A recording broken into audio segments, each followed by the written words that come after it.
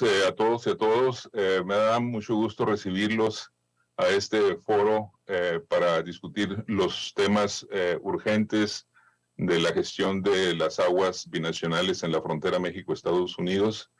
Este evento es parte de las actividades de la Red de Desarrollo Humano Transfronterizo, conformado por varias universidades, institutos de investigación en la frontera México-Estados Unidos. Voy a mencionar, desde luego, al Colegio de Sonora, al Centro de Investigación, Alimentación y Desarrollo, al Colegio de la Frontera Norte, la Universidad de Arizona y también algunas cosas de ellos. El doctor Mami es profesor de ciencia política en la Colorado State University.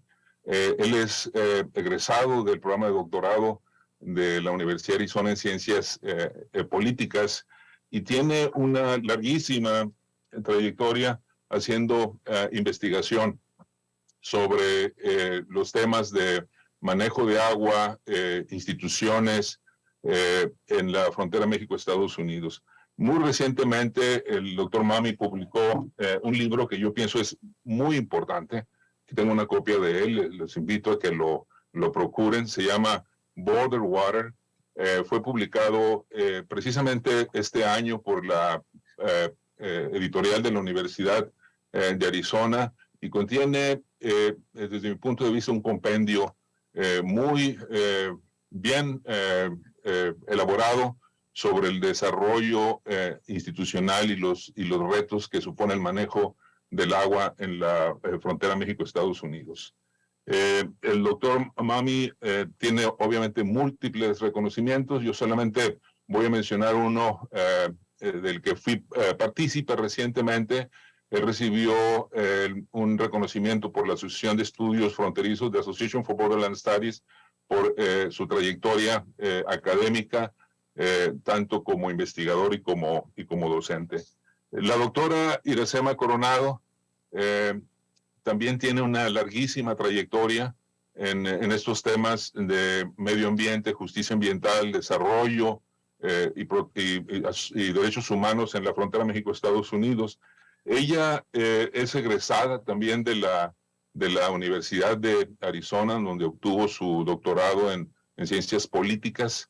Ella ha trabajado en México, en Estados Unidos, y ha tenido un papel muy destacado en la construcción del desarrollo de la arquitectura institucional de Norteamérica para el manejo de temas ambientales.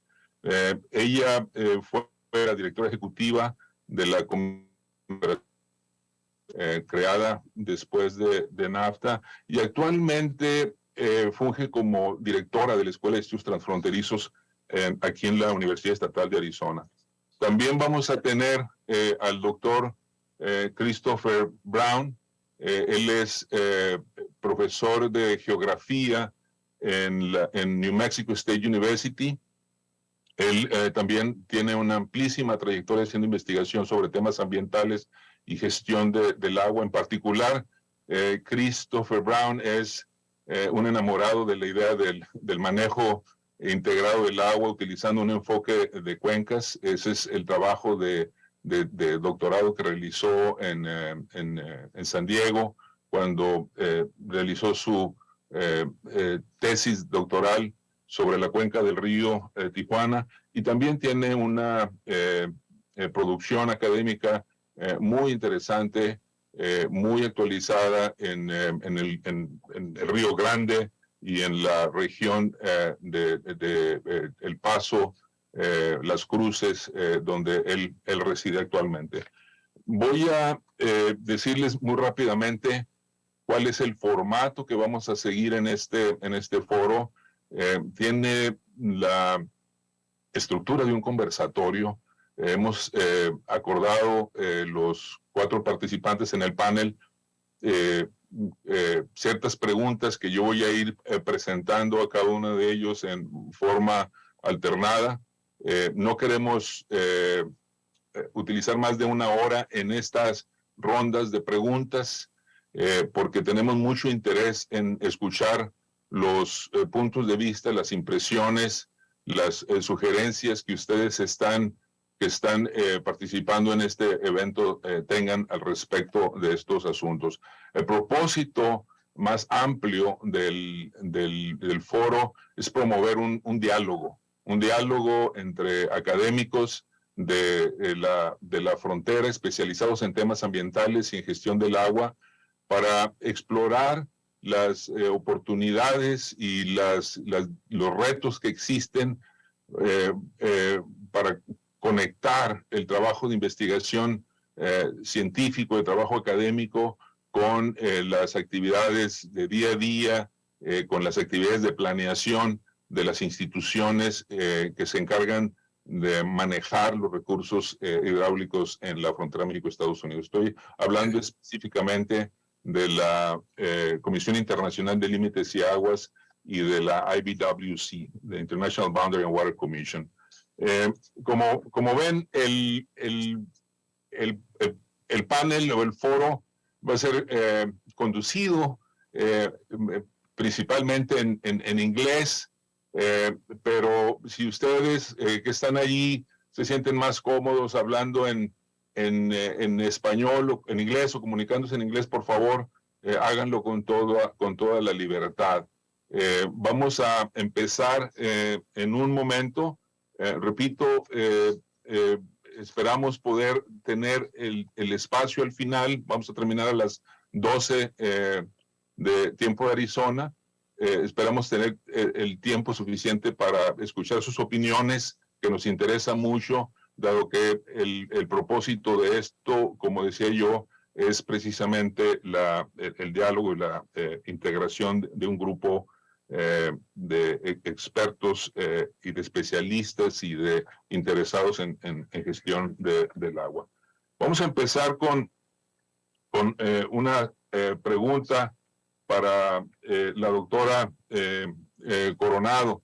Yo hace un momento mencionaba que el año pasado elaboramos y publicamos un memorándum ejecutivo o white paper.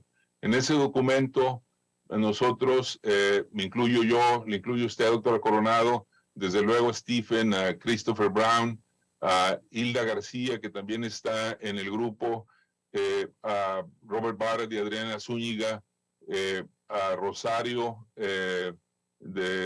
también estoy pensando en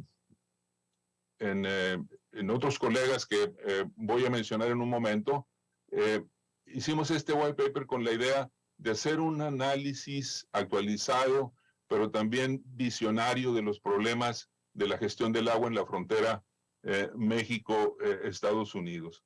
¿Podría, Iracema, por favor, explicar brevemente cuál fue la motivación que tuvo este grupo en la producción de este resumen o memorándum ejecutivo, este white paper, y qué tiene de particular este documento? Bueno, pues muy buenos días a todas y todas ustedes. Muchas gracias, Francisco, por organizar este evento. Y antes de empezar, te aviso que Chris está en tu waiting room, que si por favor lo dejas entrar. Disculpa la interrupción. Bueno, como buena fronteriza que soy, la Comisión Internacional de Límites y Aguas es muy familiar a mí, porque nosotros nos criamos en un ambiente en Nogales en donde las aguas compartidas, las aguas negras compartidas siempre han sido un problema. Desde que yo era niña hasta ahora que ya soy veterana de este estudio fronterizo de la frontera y de ambiente de la frontera y de los problemas ambientales. Entonces, la SILA siempre ha sido parte de mi realidad. Siempre vimos la construcción de las plantas Nogales, la expansión, la nueva planta que tienen ahora y ahora están tratando de abrir más, ¿no? Entonces ya tenemos muchos años estudiando los temas ambientales y aquí en nuestro espacio compartido hay muchas personas que ya se consideran expertos y veteranos de este asunto. Roberto, Steven, Chris, Francisco, Hilda. Ya tenemos mucho tiempo trabajando esto, así que Los problemas siguen, aunque sí hay, por ejemplo, pues muchas mejorías y hay dos problemas que a mí me gustaría destacar, que es el ambiente en ambos nogales y las colonias en Texas, que también es un problema que tenemos ya muchos años estudiando y aún no tenemos la solución. Tenemos la solución, pero no la voluntad política para hacer algo. Entonces, este white paper que Francisco describió surgió cuando el presidente Biden nombró a María Elena Giner para ser la nueva comisionada por Estados Unidos de la SILA. Entonces, nosotros vimos una oportunidad de que una fronteriza, una persona muy conocedora, una persona que se encargó de BEC por muchos años, estaba en este cargo tan importante. Y ella le dio una entrevista a una reportera del Arizona Republic, en donde ella dice, yo con mucho gusto recibo y sugiero que los académicos escriban y que reflexionen sobre nuestro trabajo y nos den ideas. Entonces, eso fue lo que nosotros, Chris, Francisco y bueno, todos los autores que Francisco ya mencionó, nos juntamos y decimos, bueno, hay que escribir un white paper para nosotros destacar la importancia de la SILA y lo que se puede hacer. Obviamente la SILA es una institución venerable, es un modelo, es una institución que funciona perfectamente bien, pero aún puede hacer más. Ya tiene más de 80 años esta institución y obviamente han resuelto muchos problemas, muchas disputas entre los dos países sobre aguas compartidas en México y Estados Unidos. Obviamente, este nuevo siglo nos da nuevos retos. Tenemos ya una sequía muy prolongada, tenemos muchos efectos del cambio climático, la población sigue creciendo y la economía y el comercio sigue a su ritmo y creciendo aún más. Entonces, todo eso requiere que la SILA sea más innovadora, tenga una estrategia mucho más abierta y que se pueda adaptar a las nuevas realidades ambientales y socioeconómicas en la frontera. Y disculpen un poco, pero mis notas están en inglés y estoy hablando en español, así que estoy un poquito tratando de cambiar rápidamente mi pensamiento, pero bueno, creo que ojalá que te haya contestado la pregunta, Francisco. No se te escucha. Gracias, Iracema.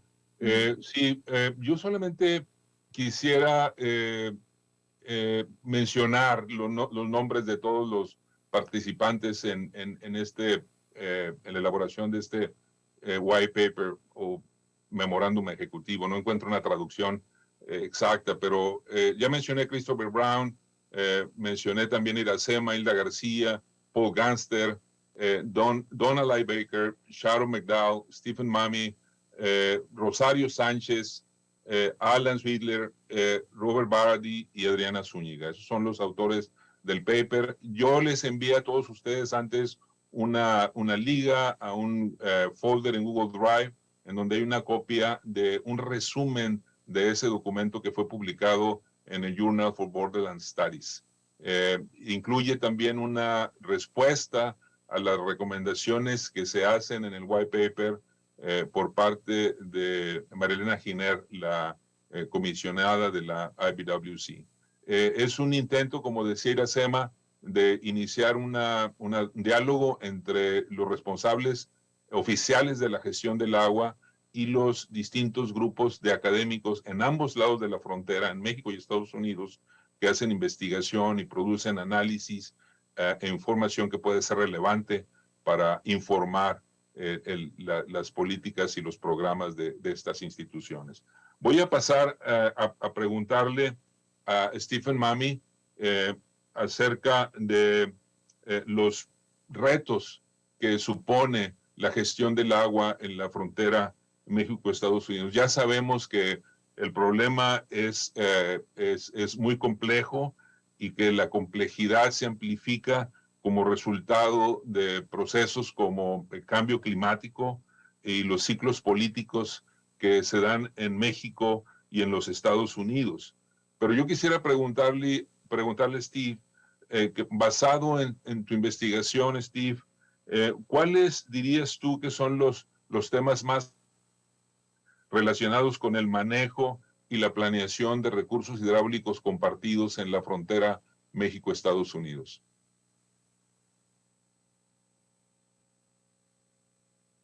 Tu micrófono, Steve.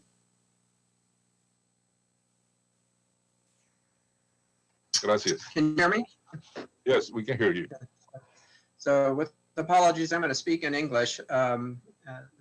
Thanks to all of you for joining this forum.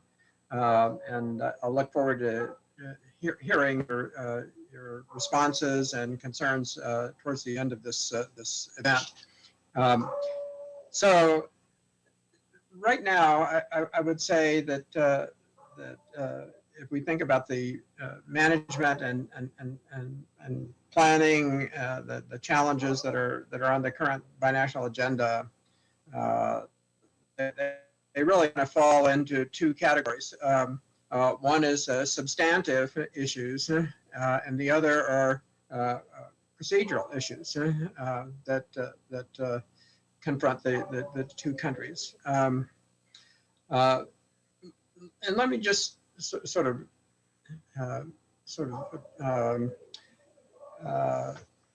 frame this quickly in the fact that the observation, at any rate, that we have a very, very good treaty system for addressing water issues, transboundary water issues, and all their various dimensions. And I think that's often underappreciated by different stakeholders along the border who have very, very simple worries about whether it's water supply, water security, whether it's water quality, whatever it is.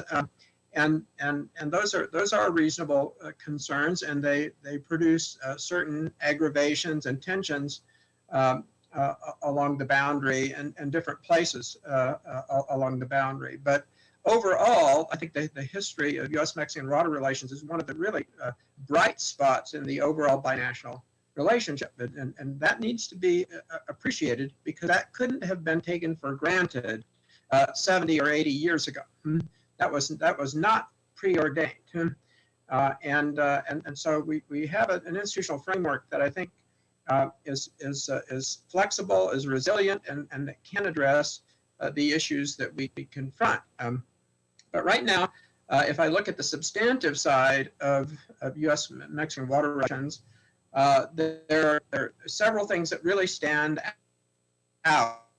At least three items that really stand out. The first, of course, is the most obvious one to those of you who have been following border water affairs, and that is, of course, our shortages, drought-induced shortages on all of our major transboundary rivers, particularly the Rio Bravo, Rio Grande, and the Rio Colorado.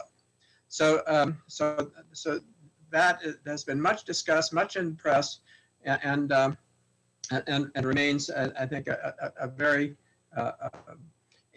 important and urgent kind of concern in bilateral water affairs. And we can talk about that and what's been done recently. Some of you saw the latest U.S. Bureau of Reclamation cuts that have been announced in the for 2023-2024 on the Colorado River. The other issue, which has been basically, I won't say dormant, but certainly neglected for many years, is the issue of groundwater, transboundary groundwater management. So transboundary groundwater management is one of those concerns that I think it is now reaching a level of urgency on the U.S.-Mexican border. It has been, I think, an important issue, but it's one of those issues that is very much cluttered by federalism on both sides of the border, the way we govern water and water resources in our domestic landscapes. And so I think that's been an obstacle to reaching binational agreement on groundwater. And this is one of the areas that was really not so effectively addressed in the 1944 U.S.-Mexican Water Treaty and subsequent agreements that have been struck related to water between the two countries. The third issue, one that's also very much in the news these days, particularly if you live in San Diego, Tijuana, or in Dallas, or even in El Paso and Ciudad Juarez and other areas along the Rio Grande. And that is the whole question of infrastructure investment, long-term planning, and sanitation. Our approach to sanitation has been absolutely ad hoc since the beginning, going all the way back to the 1920s and 1930s, even before the treaty was, the water treaty was signed, and certainly afterwards. And that's just, it's not really a sustainable way of managing the urbanization and the critical sanitation water needs along the U.S.-Mexican border. I've argued for some time that we really need an international sanitation authority to supplement what the institutions that we currently have along the border. So those are the three, I think, really important issues that we face. These are the issues the PwC, the CELA is wrestling with right now, the foreign ministries, et cetera, are wrestling with right now. We don't need to get into the security issues. That's another set of concerns too that affect the management of water resources along the border. And we get into that. But I think these three issues are the ones that are really looming, that are really critical for the U.S.-Mexican border. Procedurally, I'll just be very, very quick here. I don't want to take up too much time. There's long been, I think, a real concern about data sharing, joint data development along the U.S.-Mexican border. Anybody who studies transboundary water management, international water management, knows that trust building is fundamental. It's fundamental, and the only way you get to trust building is if you have a shared database, a shared database that has been mutually developed that can inform policy decisions, reckoning, strategic planning, et cetera, on either side of the border, enables the binational institutions to cooperate more effectively. At least that doesn't solve all the problems, but it does definitely resolve the question of data withholding, data gain, et cetera, is a classic problem in dispute settlement in international waterways. And fortunately, and I'll talk about this a little bit later, we've made some progress in this area. We haven't gone far enough. We do need to address that aspect. Transparency and operations. This is sort of related to the data problem, et cetera.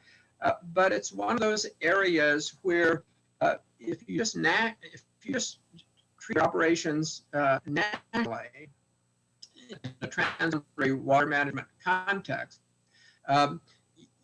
one side doesn't really know what the other side is doing, or it has to take the other side's word for it. And so I think this is being recognized in the transnational water management community as being one of the real significant problems that needs to be addressed. There needs to be more cooperation and partnership in operations in managing transboundary water resources, et cetera. Finally, there's some ambiguities in our current agreements. Probably the most famous one is this whole question of extraordinary drought, a term that applies to both of our rivers, the Rio Grande, Rio Bravo, the Colorado River, and presumably carries certain obligations with it when it's occurring, but we don't really know exactly what it is. and we don't have an operational definition of those things. That's been recognized for many, many years. I mean, as long as I've been studying water resources, that's been a recognized a concern. Now, whether it should be resolved in a sort of universal way, that's another thing entirely, and we can get into that. But those are some of the areas that I see as really both contemporary and enduring problems we need to address in our binational water relationships. I'm glad that you have a limited time because the list that you put in front of us is really, really long. and speak very clearly about the complexity of the issue that we're really dealing with. I mean, it's not water shortages, the groundwater issue, the issue of sanitation, and the need to create new, probably institutions to deal with this very complicated problem, but also the issue of trust and transparency is obviously a problem for cooperation in the area. You mentioned urbanization and sanitation as a very critical issue, and this gave me the opportunity to ask a question to Chris Brown. Chris Brown has been an advocate of comprehensive management, integrated management, in particular watershed approach in managing water resources. And also I know that he has been promoting the use of nature-based solutions to water issues on the border, in particular green infrastructure. I would like to ask Chris, Chris, in your opinion, what is the role of this the role these approaches can play in handling all the variety of complexity of problems that we face in the border? Thank you very much, Francisco, for the introduction and question, and thank everyone for joining us today. I had prepared a slide deck, but I'm not able to share it. I'm happy to send it out to people afterwards, so I'm just going to run these very quickly. If we want to look at the role of integrated water management and green infrastructure, I think it's very useful to initially lay out what I'm going to call the problemscape of water resource challenges in US-Mexico border cities. So all of our border twins are seeing increasing population levels, which in turn generates an increased demand for potable water and an increased need for wastewater treatment and disposal. Climate change is here. We're seeing deeper, longer droughts. We're seeing more extreme heat and storm events. And in many cases, those extreme heat and storm events are taking human lives. Supply shortages are already evident. We're seeing some municipalities start to restrict or curtail delivery of potable water to outlying areas. At the same time, we're dealing with extremely dry periods of time. We're also seeing severe storm events, which generates an increasing risk for floods. And then many of the border twins have been battling combined sewage overflows for decades. These in turn lead to water quality issues that present risks to human health and environmental quality. So with the problemscape laid out, I'd like to make a few comments about the potential role of integrated water management. So integrated water management is an approach that's based on several key principles. And the first of these is a holistic view of all of the elements of water use. What I'd like us to do is visualize the cartoon of the hydrologic cycle we've all seen for decades and put human agency and human activity into that graphic. And so we want to look at the entire system of the manner by which water is used. As Francisco noted, I've long advocated for watershed approaches to these types of issues, and I think they're highly consistent with integrated water management. I'm a geographer, an unapologetic geographer, and I think a watershed provides a great spatial frame in which to work. We've got to talk to the people that live in these basins. So I think we need an active role of public participation across scale. American Rivers, a non-governmental organization, has deployed such an approach in their One Water framework. And I've got slides and I'm really disappointed I can't show this graphic with you. So I'll send the slide deck to Francisco and ask him to share with people. But what they've done in this is they've outlined a process where we identify the problems, we identify appropriate tools. As Steve noted, we collect needed data to feed those tools. We reach out to stakeholders in a very legitimate and deliberate manner. We develop and implement a strategy, and then we monitor, evaluate, and adapt those strategies and tools as needed. And at the center of this graphic, which you can't see, but I'm staring at, is the need to communicate and collaborate, and in our case, across the border. I think a very good example of this in the US-Mexico border region is IBWC Sea Limit 320. The goal was to build an integrated binational effort to explore a range of different transboundary water issues. To do so, they established a binational core group, and the binational core group includes federal, state, and local governmental officials, members of non-governmental organizations, and commission staff.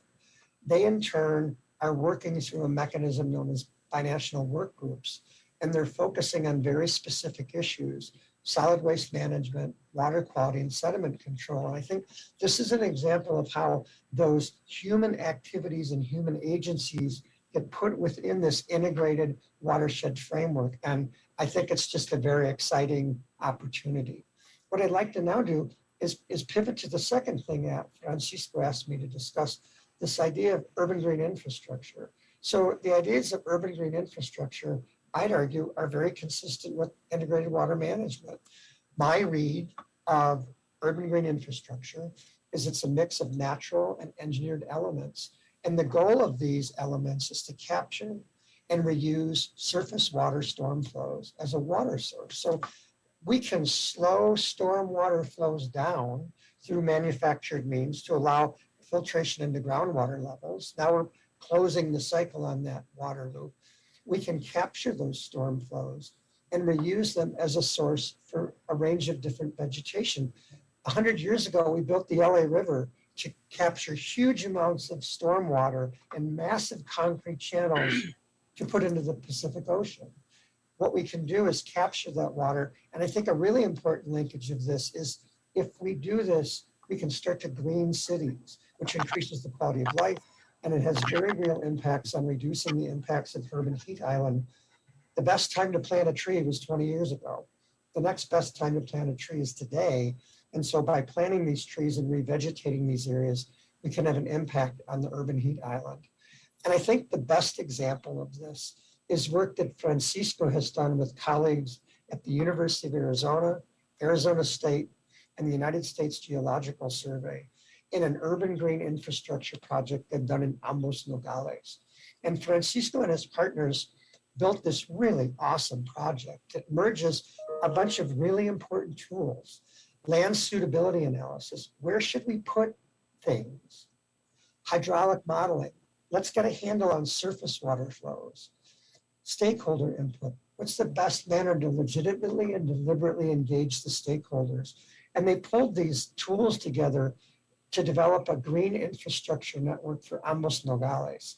And I think it provides really valuable lessons for other twin cities. How do we deploy these hydrologic modeling tools? How do we look at ecological and ecosystem services? How do we build this in social equity? And now I'm really disappointed. Again, I can't share these because what I'm looking at is a design graphic of Proyecto Conceptual de Infraestructura Verde y Paisaje for Secundaria Número 3 de Nogales, Sonora. This is a blueprint for building this urban green infrastructure. And the last slide I would show you is 3 pictures. The first is that stakeholders, they're school kids sitting around maps, talking with researchers about what to build. The second photograph are members of the community working with the students to plant trees. And the third photograph is building a catchment infrastructure of rocks to capture the surface water flows and irrigate these trees. So with that, I'm gonna hand it back over to Francisco and get the right screen up here. There we go. And await the next set of questions. So I'm happy to share the slides, and I hope that I was within my time. I practiced 4 times this morning, I really did. Thanks.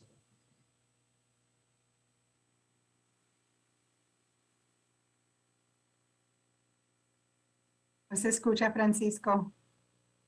Muchas gracias, Cris. Muchas gracias. La información que estaba describiendo Cris está disponible a través de la Escuela de Estudios Transfronterizos, el Colegio de la Frontera Norte, la Universidad de Arizona, de USGS. Hay varios reportes y con mucho gusto podemos compartir esta información con todos ustedes.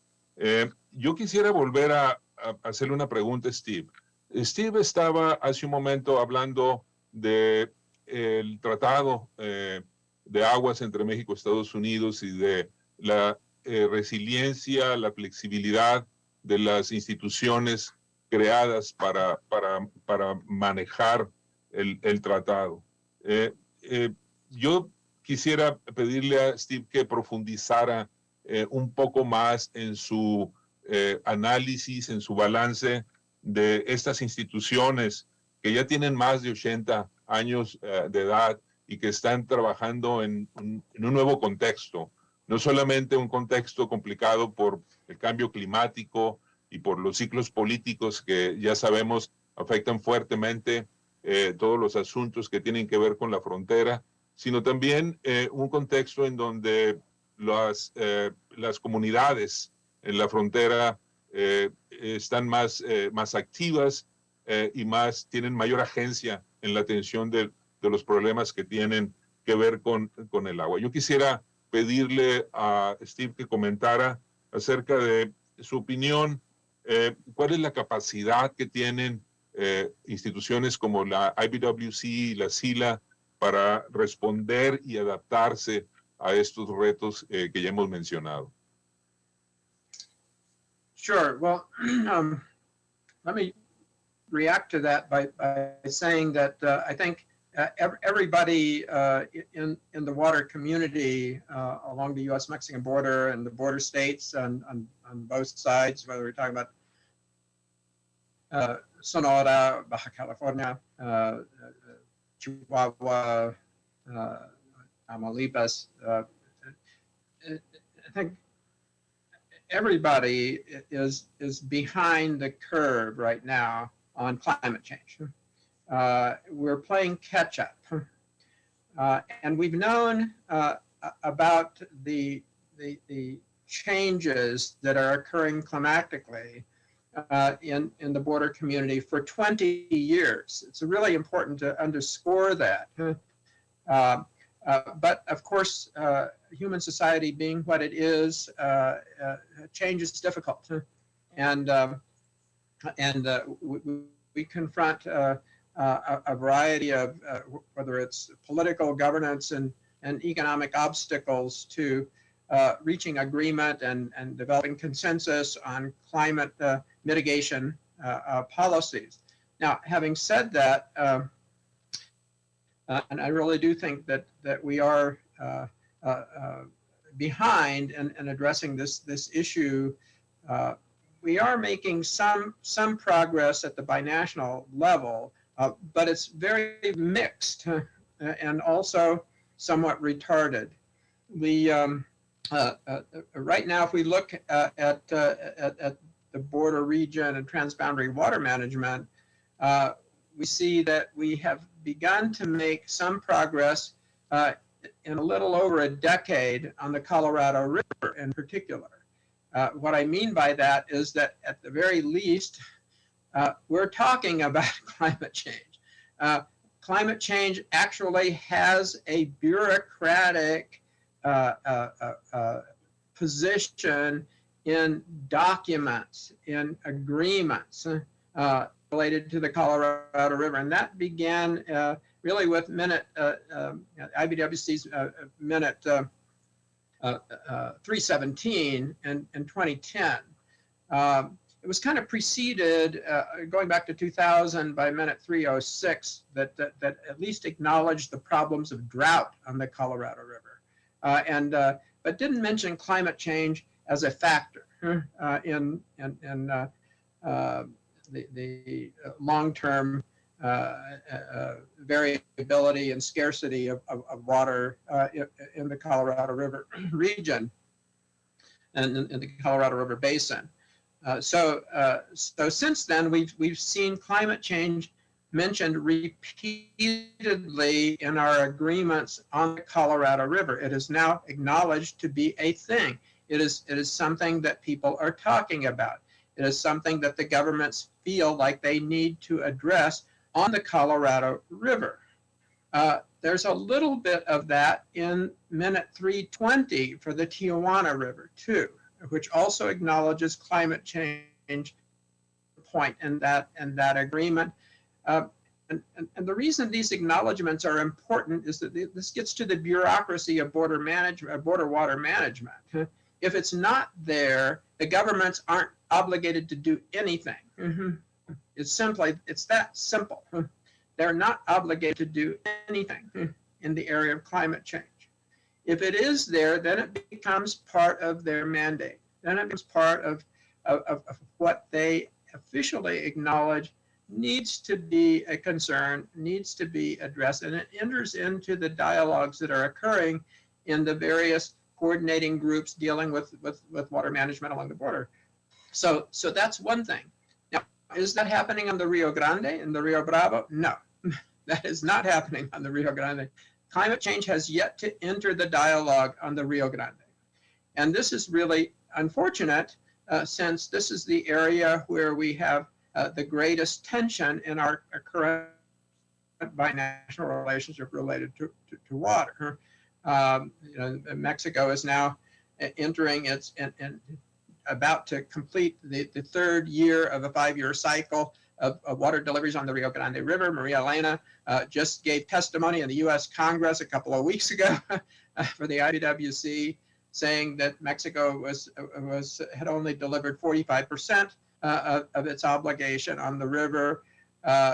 Mexico has 2 years to fulfill its 5-year cyclical obligation for water deliveries to the United States on the Rio Grande River. So clearly that's a problem. That's a looming problem, and it's going to color negotiations that are currently underway at the IBWC that are supposed to be concluded in December of this year to try and extend the current agreement on implementation of the treaty provisions in Article 4 on the Rio Grande River forward for another few years, etc. So we're at a very tense time on the Rio Grande.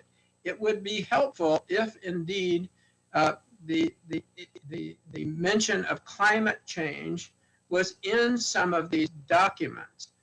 But here's the fact. The fact is that is very inimical. It's very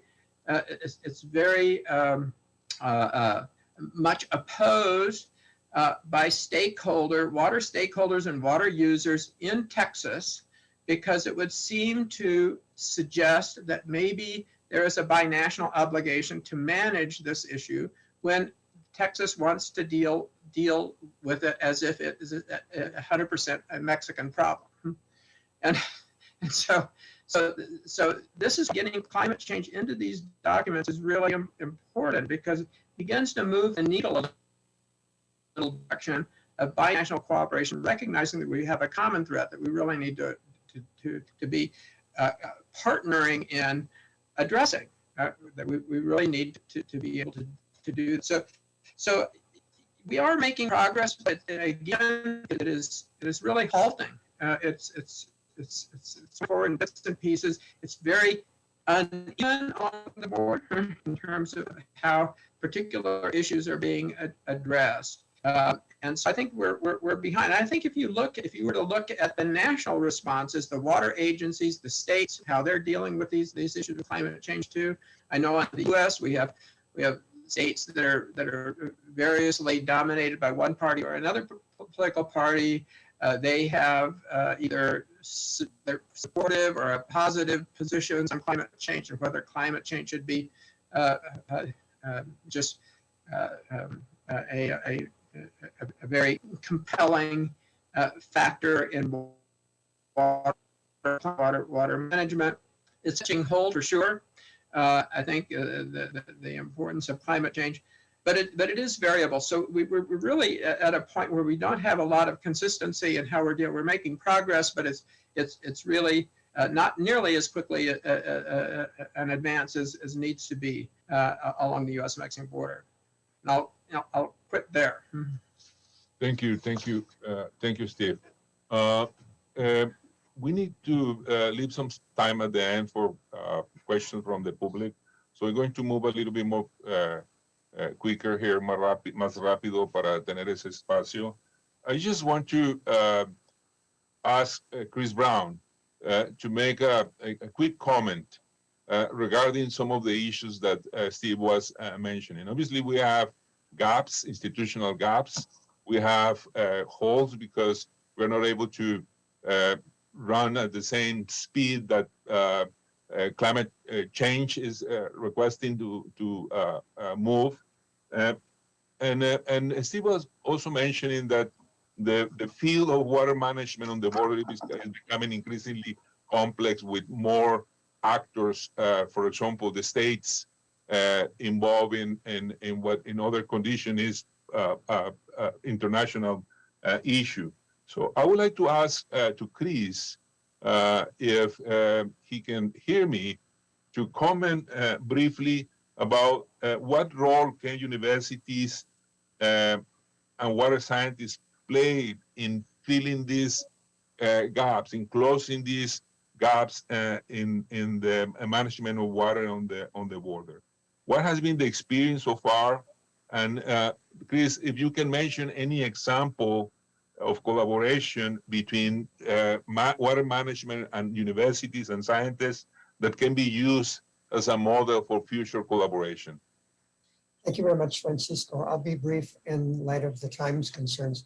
I think the people that worked on the white paper that we started off our discussion with really represent an informal network. The folks that are joining us on the call today are colleagues that we've worked with on other projects. So I don't think we should underestimate the value of that informal network. In 1984, the United States passed the Water Resources Research Act, and it gave birth to 54 water resource institutes that do important work. And those in Arizona, New Mexico, and Texas have been especially active in water resources research relevant to the border that has a very active binational component to it. And I think we can build on that. A model that we're all familiar with that unfortunately is no longer active is the Southwest Center for Environmental Research and Policy. This was a very successful binational initiative that ran for 20 years, completely funded by the United States federal government, completely binational, and it was a very valuable model, but the financial support in the US is no longer available. And a question we can ask and answer is there a way to recreate that in our current situation?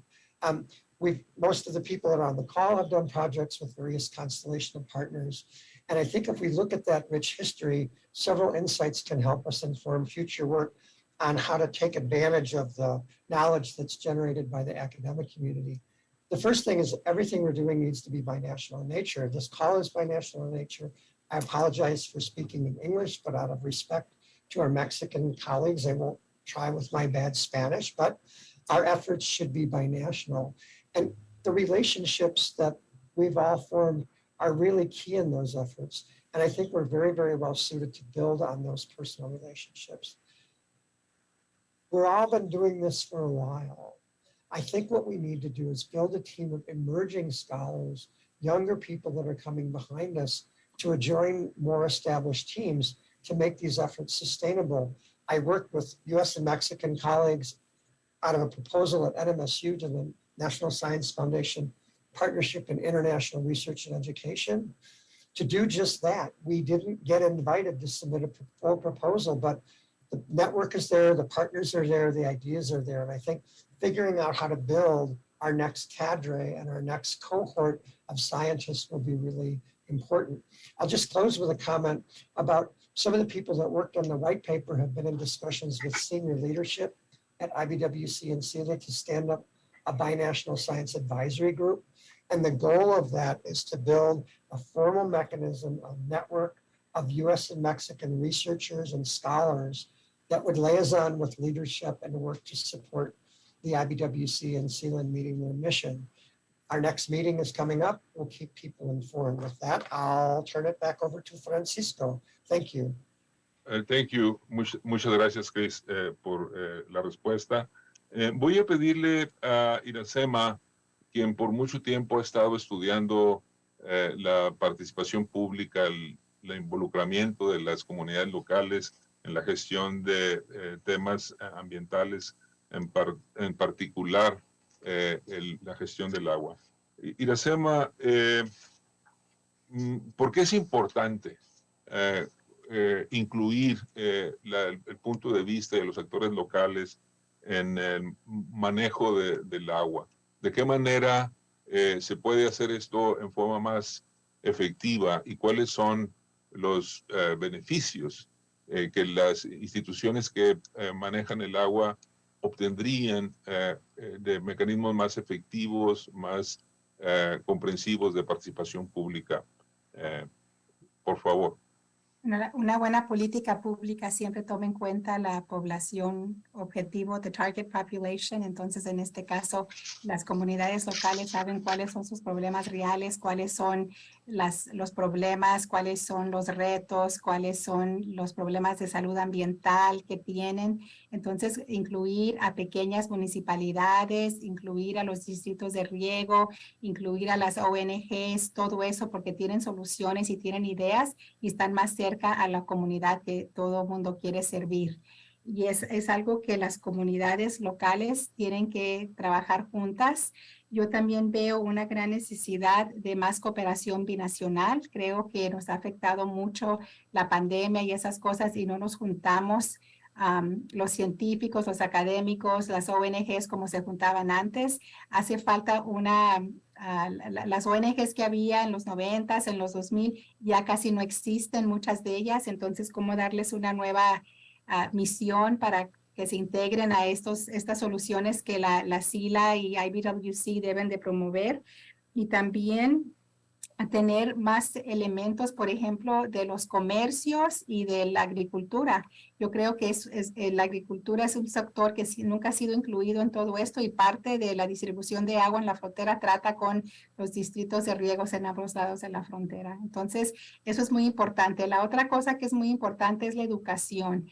Hay muchos estudiantes que están buscando cuáles son las buenas carreras, cómo puedo servir a mi comunidad y les digo, estudia hidrología, estudia ciencia, estudia biología, estudia cosas técnicas que puedan apoyar a resolver estos problemas en nuestras comunidades. Y eso es algo que en ambos lados de la frontera es muy importante. Por eso el esfuerzo que tú has hecho con los estudiantes de la secundaria, ese es un buen ejemplo de cómo se puede ir impulsando la necesidad, crear capacidad para solucionar estos problemas a largo plazo. Y obviamente, yo creo que se necesita financiamiento a largo plazo porque estos problemas, por ejemplo, la planta tratadora de agua de Nogales está otra vez en una gran necesidad de expansión y en la cosa del dinero, ¿no? ¿Quién va a pagar? ¿Cómo se va a pagar? ¿Y cómo se divide el costo? Si parte de la participación y la contribución de esa planta es tratar las aguas negras de Nogales, Sonora. Entonces son problemas que creo que todos en la comunidad debemos de estar al tanto y debemos de crear más espacios para que la gente participe de una manera apropiada y que se les consulte de una manera realmente genuina, ¿no? No más la pseudodemocracia, tener la participación ciudadana, cumplir con la reunión, sino que de veras apoyarnos en el conocimiento comunitario. Los cuatro que estamos aquí en este panel somos científicos sociales, científicos de la política y científicos del espacio. Yo quisiera preguntarles a los tres sobre el rol de las ciencias sociales en la creación de un marco institucional más efectivo en el manejo del agua y de políticas más sustentables y resilientes en el manejo del agua. Y lo digo porque generalmente tendemos a pensar en los temas del agua como un problema muy técnico. Cuando pensamos en ciencia, pensamos en la ingeniería, en la hidrología. A los tres, muy rápidamente, si quisieran hacer algún comentario breve acerca de la importancia de los científicos sociales en general y por qué no de los humanistas en estos temas y también la mejor forma de integrar a las ciencias naturales, las ciencias duras con el trabajo científico académico que hacemos nosotros. Steve. Sure. Well, I'll take a stab at it. I often think about transboundary water management through a watershed management optic. And watershed management is an ecology generally is a multidisciplinary affair. It requires a profound understanding of society, of communities. It requires an understanding of the economy, and it requires an understanding of the governance that is affecting those communities and those economic conditions. And so we have to look at the border. That inherently means that we need to be collaborating as social scientists with our more technically physical science based colleagues, and I think that we see examples of that occurring, and then in 2017 Minute 323, which is going to be renegotiated in the next couple of years. If we look at what has occurred there, how that came about, and how it evolved, and the agreements were struck, that was a collaborative of social scientists and naturalists, people who were studying the ecology and the Colorado River Delta, and being able to technically specify how much water was needed to sustain a certain riparian extent. That was absolutely critical, but it required economists and geologists and political scientists and lawyers to cobble together the agreements to take that message to the public, to create the whole sort of presentation of what was possible, what was needed, what was possible, and it was through that kind of dialogue, that kind of interdisciplinary approach to the problem, that we get the agreements we have, because after all, somebody has to talk to the governance people, the people who are actually managing the river on both sides of the border, to SANEA, to the Bureau of Reclamation, to the state agencies that are involved. And that requires a comprehensive presentation of the facts. And so I think we really have to pursue that kind of interdisciplinary approach to managing our water resources. It just works better, because otherwise, if it's just the ecologists and the hydrologists looking at the picture, they're barking at the wind. They have great data, and they're taking it nowhere. It's just not penetrating. And that requires amplifying the message and amplifying the understandings that go into trying to change public awareness, the awareness of government officials, and to really change public policy in a more sustainable direction. Thank you, Steve. Chris, in 30 seconds, any last thought about interdisciplinarity?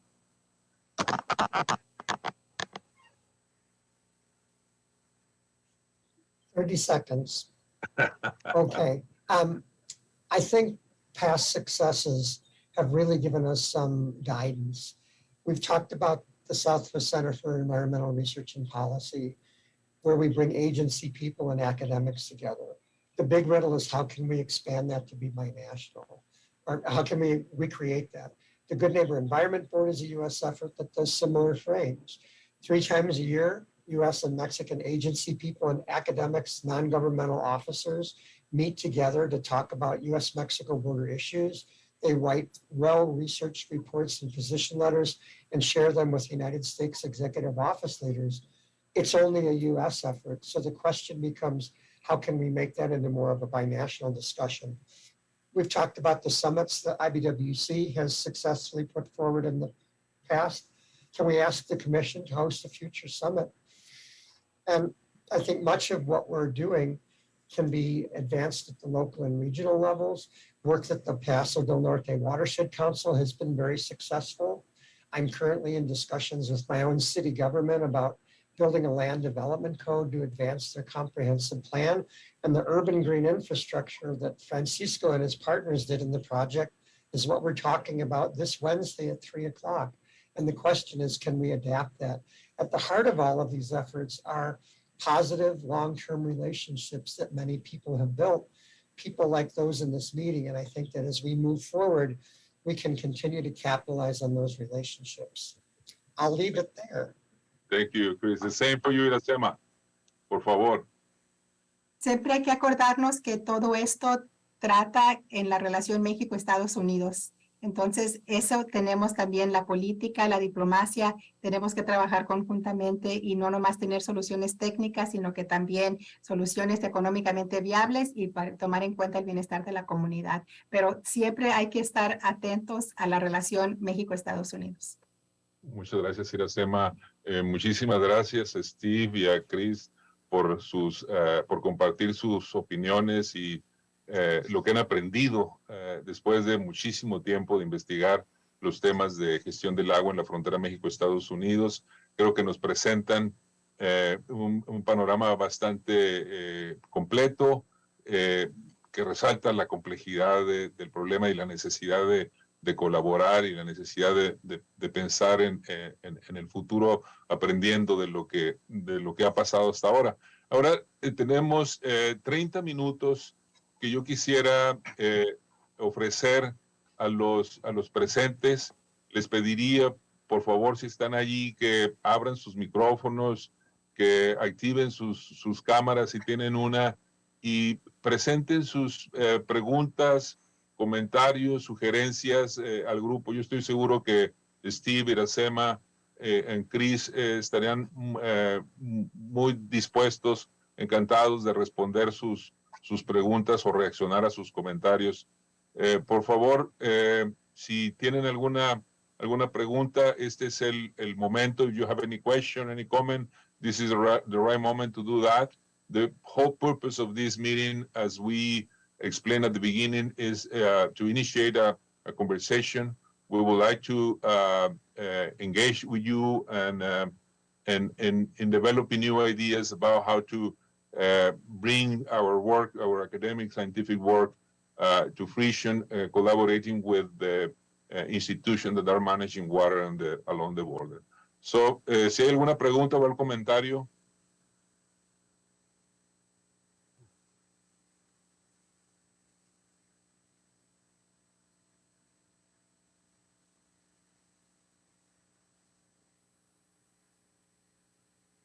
Parece que no tenemos.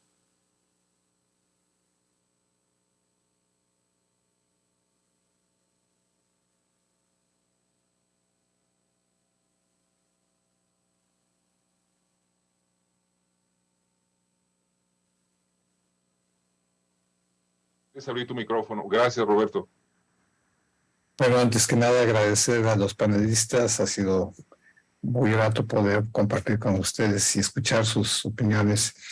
A mí me preocupa, yo quiero extender un comentario que es una preocupación.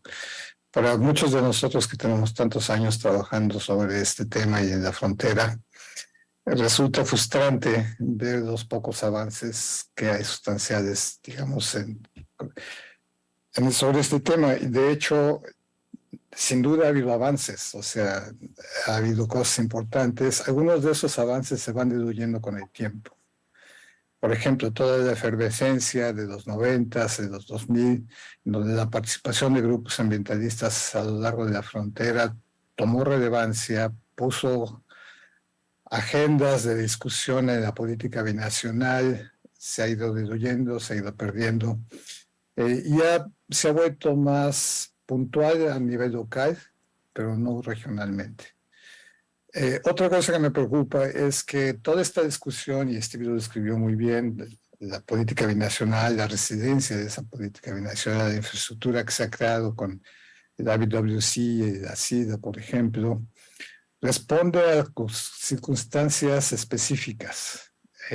Creo que parte de nuestra investigación, yo creo que sin duda tenemos que seguir haciendo como se ha hecho hasta ahora y ojalá que haya gente nueva que empiece a trabajar sobre este tema. Pero lo que estamos dejando de lado son los cambios de circunstancias a lo largo y estoy pensando no solo en el cambio climático, o sea, sin duda el cambio climático introduce una serie de diferencias en términos de circunstancias de cómo un recurso vital que es extremadamente escaso en la frontera va a cambiar de valor. Y la demanda y la apropiación de ese recurso va a generar circunstancias muy diferentes a las que hemos estado acostumbrados y con las que trabajamos durante las últimas décadas, en particular a partir de 1944. Los cambios también involucran cambios sociopolíticos, socioeconómicos y geopolíticos a lo largo de la frontera. Y lo estamos viendo en donde la democracia o la pérdida de democracia en los países incide de manera importante en cómo las instituciones que están abocadas a trabajar con estos temas pierden su relevancia o se ven sujetas a una serie de presiones importantes que transforman la capacidad de acción de esas instituciones. Y lo estamos viendo con algunas cosas que ya se mencionaron, como el cambio sociodemográfico a lo largo de la frontera, etcétera. Nuevos sectores, pero lo que no hemos logrado es realmente encontrar un punto de acción que nos permita aglutinar estas acciones. Yo creo que la futura investigación tendría que ser inclusiva, de ver de manera diferente la frontera y sobre todo centrado en un tema tan importante como el agua, como lo hemos visto hasta ahora. Gracias. Y espero que, bueno, si hay un seguimiento de todo esto, algunas de estas ideas sean retomadas, sobre todo por los académicos jóvenes. Muchos de nosotros no tenemos tanto tiempo, pero los jóvenes ojalá puedan retomar algunas de estas ideas. Gracias, Roberto. Sí, le vamos a dar seguimiento y seguramente vamos a estar en contacto con todos ustedes en los próximos días. Chris Brown explicó que hemos estado trabajando en la conformación de un grupo científico binacional enfocado en manejo de agua y desde luego eso involucra a todos ustedes. Sería muy interesante que pudiéramos identificar a los nuevos valores de la academia fronteriza especializada en agua involucrados en este proceso. Así es que si tienen alguna idea, conocen a alguien, por favor, háganle saber que estamos en esto. Yo no sé si quieran comentar, Steve, Chris. Francisco, hay una pregunta en el chat. Oh, sí, claro, claro, permíteme. Mientras leo la pregunta en el chat, ¿algún comentario rápido a la observación que hacía Roberto, a las observaciones que hacía Roberto? 100% de acuerdo con lo que dice Roberto Sánchez. Claro, sí, sin duda. Sí, Steve. Yes. So, I'm very sympathetic with what Roberto said. He's very accurate. And the problem is that historically, our governance institutions really work against the kind of connectivities that we need across the border. You see that very much in the United States, for example, where everything is divided up in terms of financing, funding, and the like. We have different federal districts that separate the border. We have 4 states separate the border.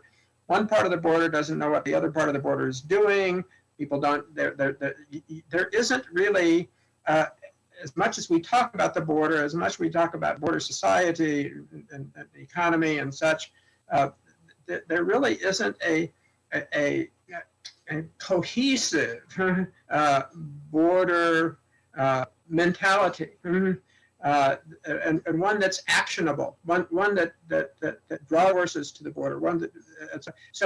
And we see this with a lot of our environmental groups and our cross-border engagements that are just constantly being beset upon by these fractured structures that we have to the border. And so we really need to try and build institutions that really act against that try to break the border down and treat it as a cohesive. We have Good Neighbor Environmental Board, for example, which is one of the few examples of that kind of cohesion on the U.S. side of the border, the Northern Border Sustainability Council in Mexico, et cetera. But it's really not enough. And so we really have a major obstacle to trying to collaborate and cooperate across the border, in my opinion, that is just constantly there, made the worse by border security, made the worse by nationalists on both sides of the border that are really trying to draw attention to the adversity on the border, the problems on the border, et cetera, and that then create policies that make it much more difficult to communicate and move across the border to collaborate. So these are real problems that we have as far as I'm concerned, and we just need to constantly be working to kind of correct that or to try and change policies that are just obstacles to our binational engagement across the border. And I think, unfortunately, in the last 20 years, we've seen in cross-national collaboration. That is a serious problem. We need to recognize it and counteract it. Yes, thank you, Steve. Chris, can you comment something about the next steps in the process that you were describing before regarding the creation of the binational group? I think that will address some of the concerns that were raised by Roberto. Thank you very much, Francisco. When we released the white paper, it was shared with the Mexican section of the IBWC with senior leadership at SILA. And it began this conversation whereby we wanted to build on that. And one actionable idea that came from that report was the establishment of some sort of formal binational academic advisory effort. And Sally Speener, the US Secretary, had a great idea. She said, if you make this binational, it will be much more easy to implement it within the regulatory framework of the US and Mexican side. So Francisco and I, Stephen Iracema, have had 3 very successful discussions with senior leadership where we made a formal proposal, a very short, concise document that established a call for leadership to work with us to establish this organization. It would be binational in nature. It would be co-chaired by 1 US and 1 Mexican academic researcher. It would have an equal number of members from the United States and Mexico. And it would have 3 main purposes. The first was to be on call, if you will, to ask and answer questions with that are posed by leadership. The second would be to facilitate what Francisco referred to as autonomous research within that group. And let's just take a look at climate change as a particular issue, which is the question that Hilda posed. We know we have these impacts. Is it possible to examine a particular set of issues in a particular place and come up with some actionable ideas? And I think Francisco's green infrastructure is a perfect example. If we're getting these heavy rain events, let's capture the stormwater and use that to augment water supply, which means we have reduced pressure on aquifers to extract groundwater, and it will lengthen that research. So we're very excited about it. Senior leadership on both sides are very, very supportive. They're also very, very busy. And so they've got large issues that they're working on, but our most recent communication was that we should hear from them in September on the next steps to move forward. So it's a very, very exciting opportunity, and we'll keep people advised as it moves forward. Thank you. Thank you, Chris. Steve, we have a question that I believe is for you. Juan Manuel Rodríguez del Colegio de la Frontera Norte is asking that in the current context of climate change and increasing scarcity, water scarcity in the region, he's asking if we need new agreements or changes to the existing agreements between Mexico and the U.S. I think that you mentioned a little bit about that earlier, but if you can please address directly the question by Juan Manuel Rodríguez. Sure. The short answer is yes. we do need new agreements. We need agreements that build on past agreements and the treaty system is basically designed to do that. We don't have to create brand new treaties. We can interpret extend the treaty and apply the treaty in different ways. There's very little actually in the treaty that would prohibit or deny the opportunity to do that to either country, or certainly the countries would need to be collaborating on these kinds of issues. But I mentioned groundwater, for example. We absolutely need some kind of progress on groundwater. There are a number of us who've been working. I've been working with another group that basically trying to talk about what's possible in terms of reaching an agreement on groundwater. It's very, very difficult because every community along the border is different. They have different attitudes towards their groundwater resource, different patterns of utilization. And so we need to have some kind of an agreement that is going to allow for a tremendous amount of variability in how different areas along the border deal with groundwater, but enables them to move forward collaboratively with communities on either side of the border in conjunction, trying to reach some kind of understanding on how to sustainably manage those resources. On the Rio Bravo and the Rio Grande, for example, we are going to need a better agreement on how, I think that's coming up. We'll see what happens in December when Minute 325 is renegotiated. And that was the agreement that was struck in October of 2020, et cetera. It's a temporary agreement designed to deal with the water crisis at that point.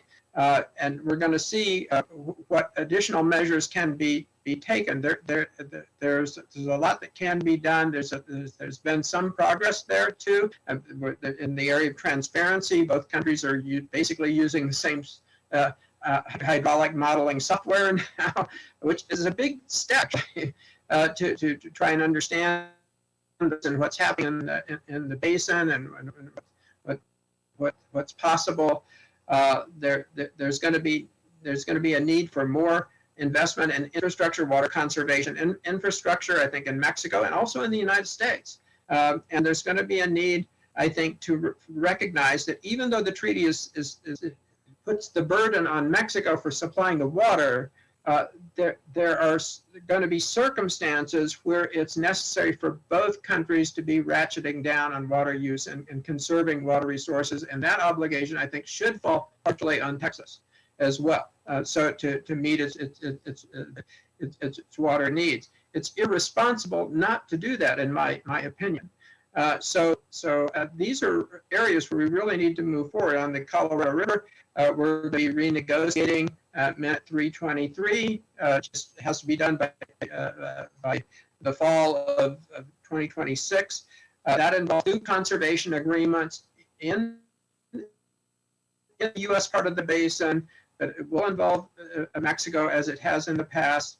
And it's going to be really interesting to see what additional kinds of conserving measures are going to be acceptable to the hundreds of different players in the Colorado River Basin, literally hundreds of different players in the 7 U.S. basin states and Mexico and the 2 states in Mexico, Sonora and Baja California, that have to be on board here.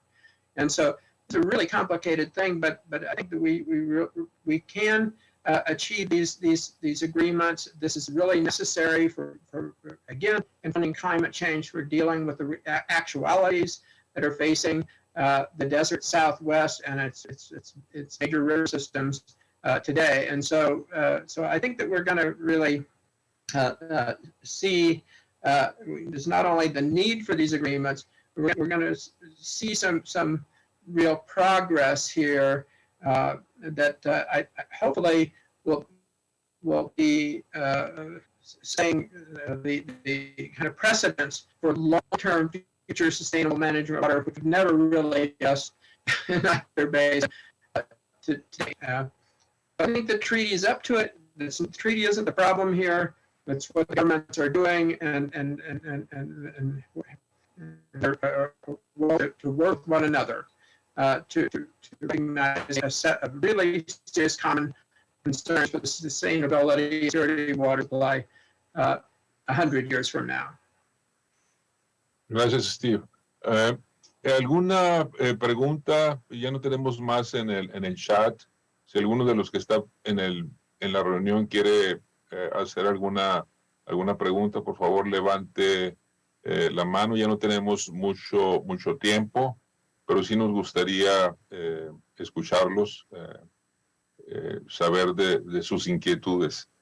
Si no es así, yo quisiera pedirle a Iracema, a Chris y a Steve si tienen algún último comentario sobre la mejor manera de conectar el trabajo que hacemos como académicos con las instituciones, si hay algo que se pueda hacer desde las universidades o los centros donde estamos, y también cuáles serían los próximos pasos en este proceso. Creo que todos tenemos la expectativa de que esta es la primera ocasión que nos reunimos y que tal vez debamos encontrar fórmulas para seguirnos comunicando en el futuro.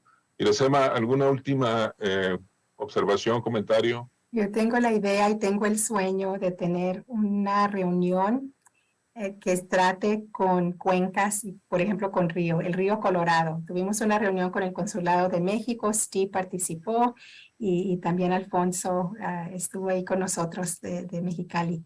Entonces, ¿cómo crear simbiosis entre la comunidad, entre los técnicos, entre los geólogos, los geógrafos, los hidrólogos y los políticos y las personas que toman decisiones, y crear una conciencia de cómo tratar con estos recursos, cómo mitigar el impacto de cambio climático para el bienestar de la comunidad? Entonces falta como que más integración. Nosotros creo que es bueno que publiquemos, que sacamos nuestros libros, nuestros artículos, pero es más importante difundirlo y hacer cambios en la política pública, ¿no? Y yo a veces me siento muy animada, como que sí, hay cosas que están pasando, pero a veces me siento como que no hemos logrado nada, lo poco que se ha hecho ya se ha diluido, como dijo Roberto. Entonces, ¿cómo seguir impulsando el cambio positivamente para que la comunidad esté bien? Y a veces me siento muy animada, pero a veces veo las políticas del estado de Texas, a veces las políticas de California, que son muy enfocadas en California, en proteger los intereses de los agricultores, y en Texas, pues la política que estamos viviendo ahorita, que obviamente es muy alarmante y muy anti-México, muy anti-mexicano y muy anti-gobierno federal. Entonces, ¿cómo vamos a cambiar todo eso? Entonces, hay muchos retos, hay muchas cosas que hacer, pero yo tengo ganas de trabajar y de veras mejorar las cosas y a ver cómo logramos que nuestro trabajo tenga un impacto real en las políticas públicas. Ya, creo que podríamos empezar en la cuenca del río Santa Cruz, o más específicamente en la cuenca. Como antes de los 90s. Sí. Muy bien. Steve, last thought on this. Well, I very much support the idea of a science advisory group, a binational academic advisory group to the IBWC, and that's one level. That's one level of binational cooperation, and that needs to be absolutely binational, and hopefully the IBWC CELA will buy onto that, the foreign ministries will buy onto it, and we will get an actual formal agreement at the IBWC that establishes such a body and supports such a body. So that's one level of collaboration. Otherwise, I think that there are, we are actually doing a lot of binational collaboration in the area of water. It's somewhat disconnected. The different water institutes on the U.S. side, whether it's at the University of Arizona or whether it's at Texas A&M or Las Cruces, for example, these bodies have been maintaining networks with Mexican colleagues, et cetera, but they're not always as well integrated amongst themselves or with the various networks that they have. So I think we made progress in building networks related to water resource scholarship and administration policy, but we need to do a better job in kind of unifying some of this scholarship and scholarly networking along the border. I'd like to see more of that evolving in the future. And I think that in terms of practical work, I think identifying different types of problems. You mentioned the Santa Cruz River, you talk about the Tijuana River and what's going on there, other places along the border, and using that as a focal point for galvanizing research efforts. That's a way to build networks. It's a way to build personal relationships that will then be very, very fruitful for the future. Go well beyond that particular project to encouraging further collaboration. So that's what I would say about the need for collaboration. I think we've gained some over the last 20, 30 years along the border. There's a lot more to be done. Thank you, Steve. Chris. So I would just like to follow on Steve's comment with a suggestion. We know a lot of work is going on. I mean, we have dissertation committees at Leary, at NMSU, that have Mexican scholars as faculty members and Mexican students as the student. And then when they graduate, they get a job working for the Water Institute. So there's a lot of that going on. My suggestion would be, and I'm dreaming, solamente un sueño, could we ask the 3 or 4 active Water Institute directors to convene a get-together of those institutes, their colleagues, their binational partners. Asking the national WERIs to do this isn't going to work because outside of the border region, there's probably not a lot of strong interest. But would it be reasonable for us to draft a note to the 4 directors of the Water Institutes and ask them to convene a meeting of their network and reach out to international groups and Colegio and Colef and those types of things? And that's just an idea. And I would hope it would be a face-to-face meeting where we would go to Ambos Nogales or Tucson, centrally located, and have this discussion and continue to move it forward. And the other idea would be, out of this discussion today, is it worth coming up with a document that summarizes these ideas? And maybe it's something that the Transborder School could help us put together. But just a couple of ideas, and I'll leave it there. Thank you very much. Thank you very much, Chris. I mean, we have dreams, sueños, como decía Iracema, and also tareas para hacer esos sueños realidad. And we're going to be working on this. Yo quiero agradecerles a los que estuvieron presentes en la reunión. Muchas gracias por acompañarnos, por sus preguntas y sus comentarios.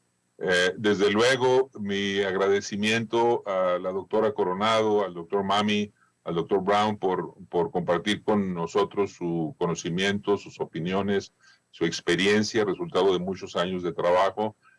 A todos les digo que esto es un proceso, estamos iniciando algo.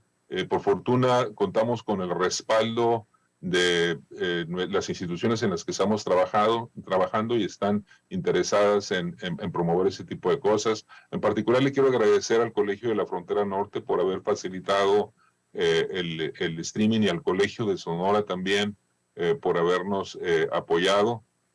No tuvimos así como una gran audiencia, pero las cuentas que me reportaron es que al menos había 20 y 15 personas escuchándonos a través de Facebook y YouTube.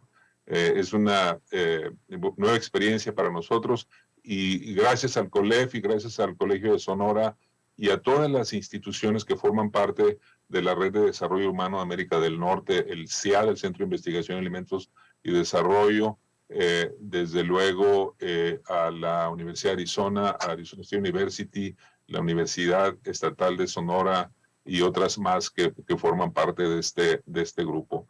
Muchas gracias a todos. Son las 12. Terminamos el panel el día de hoy y esperamos verlos pronto porque estaremos en comunicación. Buenas tardes. Muchas Bien. gracias, Francisco, a ti. Felicidades por organizarnos. Con mucho gusto, fue un placer. También, Gracias. muchas gracias a todos. Hasta luego. Gracias. Hasta luego. Listo.